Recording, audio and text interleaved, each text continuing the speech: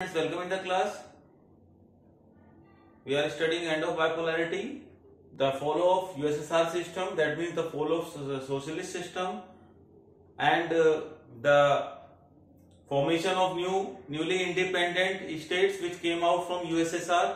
So Mikhail Gorbachev and his reforms हमने देख लिया था. And in 1991 August the coup took place.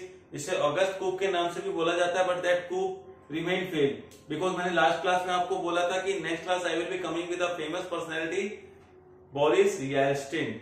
So people tested freedom for the first time. जब हुआ क्या, जब Mikhail Gorbachev brought certain reforms in the USSR system when in 1985 when Mikhail Gorbachev became the general secretary of Communist Party.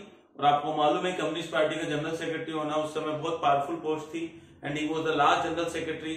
तो जब वो reforms लेकर आया economy में और थोड़े बहुत सिस्टम में, तो लोगों ने पहली बार फ्रीडम टेस्ट किया.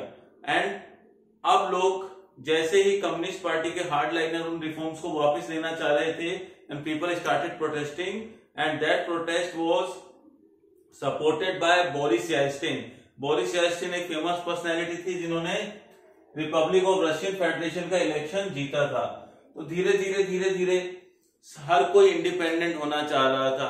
तो 3 बाल्टिक रिपब्लिक थे, जो बाल्टिक एरिया का 3 रिपब्लिक थे जिसमें नाम था लैटविया, एस्टोनिया एंड लिथुआनिया. इन्होंने अपने आप को इंडिपेंडेंट डिक्लेयर कर दिया. But the central Asia wanted to remain in USSR because ये सेंट्रल एशिया जो कजाकिस्तान वगैरह वाला पार्ट है वो क्या चाह रहा था कि they want to remain in USSR, मतलब कि सोशलिस्ट सिस्टम को प्रमोट करना चाह रहे थे. बिकॉज जो यूरोपियन कंट्रीज थी, more Europeanized countries were trying to flee और trying to just come out from USSR system. लेकिन जो सेंट्रल एशिया वाला पार्ट था that was trying to remain within USSR system. उसके पीछे रीजन क्या था? क्योंकि वो थोड़ा गरीब एरिया था, वो थोड़ा पुअर एरिया था, तो उन्हें हेल्प मिला करती थी यूएसएसआर सिस्टम से. और यूरोपियनाइज्ड कंट्रीज को क्या प्रॉब्लम थी यूएसएसआर सिस्टम में रहने से? क्योंकि टैक्स वगैरह सारी इनकम वही देते थे and that income was being spend on the central Asia. तो जो उनको फ्री में चीजें मिल रही थी तो उस चीज से वो अलग नहीं होना चाहते थे. That's why the central Asia opposed that revolution. एक तरीके का रेवोल्यूशन उन्होंने अपोज किया. उन्होंने कहा कि we want to remain in USSR system. लेकिन दिसंबर 1991 आते आते रशिया, यूक्रेन और बेलारूस तीनों ने under the leadership of Boris Yeltsin declare their freedom.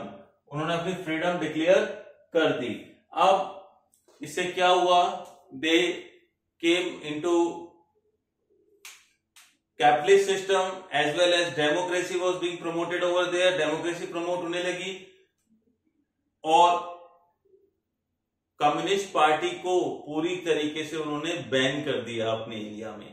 सो आज की क्लास में हम लोगों ने जो बेसिक सी बात सीखी, बोरिस येल्ट्सिन ने कैसे सपोर्ट किया यूएसएसआर के डिसइंटीग्रेशन को, किस तरीके से सेंट्रल एशिया बना रहना चाहता था पार्ट यूएसएसआर का, और जो मोस्ट यूरोपियनाइज्ड कंट्रीज थी they were trying to just got the freedom from USSR. And Boris Yeltsin in the December 1991 Russia, Ukraine and Belarus, these were the major portion of USSR, declared their independence from USSR. और इस वजह से फिर उन्होंने communist party को ban कर दिया और इनको अपने आप को यूएसएसआर सिस्टम से अलग कर लिया. So in the next class we will discuss the reasons for disintegration, consequences of disintegration.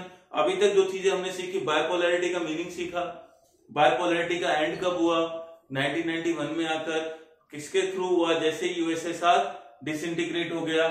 उसके बाद डिसइंटीग्रेट होने के से पहले हमने सिस्टम देखा, यूएसएसआर सिस्टम था क्या, उसकी अच्छी बातें, उसकी बेकार बातें, फिर Michelle Gorbachev and his reforms.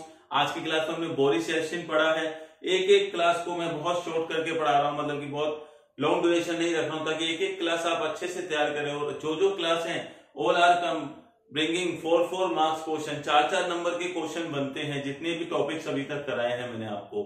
Next class में इस पर भी अगर हम बात करें तो 4 मार्क्स का क्वेश्चन बन जाता है जनरली, और बाकी जब एग्जाम टाइम से पहले हम इस पे स्पेशलाइज्ड क्लासेस लेंगे, then I will be telling you about the marking scheme, about the area की क्या क्या क्वेश्चन कौन कौन से टॉपिक में से बन सकता है। So thanks for watching.